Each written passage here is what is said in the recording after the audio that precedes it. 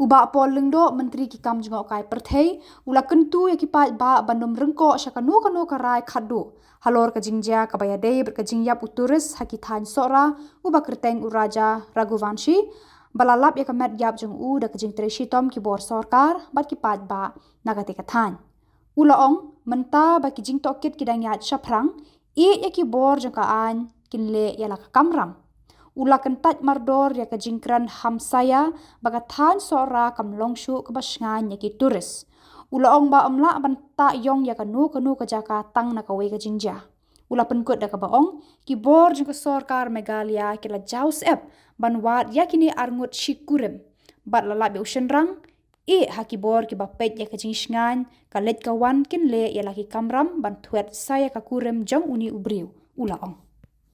We are really shocked by what has transpired. But in the same breath, let me also say this, that this incident was unprecedented.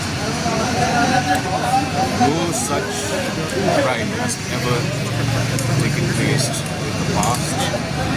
We do not know the full story as yet, and therefore we cannot pronounce as what actually happened. The investigation is on, and the state police has put all its resources and manpower to ensure that one of the victims was actually located yesterday. Let me also say this, that we cannot jump the gun as far as the investigation process is concerned, but fundamentally the primacy of the law will ensure that whatever happened, the guilty will be brought to book. As far as the tourism sector is concerned, the fact that till today a gentleman from Shillong has been missing in Thailand for the last 8 months or so does not mean that Thailand is no longer safe for travelers. All tourist destinations have this one facet to it, which is that because of the rush of tourists, there are possibilities of instances of accident, instances of even crime being committed, but that is just a dot in an entire landscape.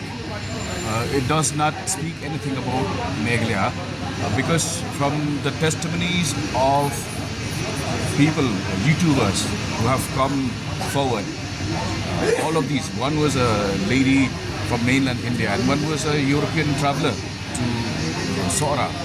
They all have testified to the fact that Meghalaya is a safe and tourist-friendly state. And therefore, one incident, I do not belittle the enormity of the loss of the family, but one incident does not mean that you paint an entire state with the same brush. It is an isolated incident. We do not know, and I do not want to surmise anything because investigations are still on, and one of the victims is yet to be traced. But all I can say is that with the growing,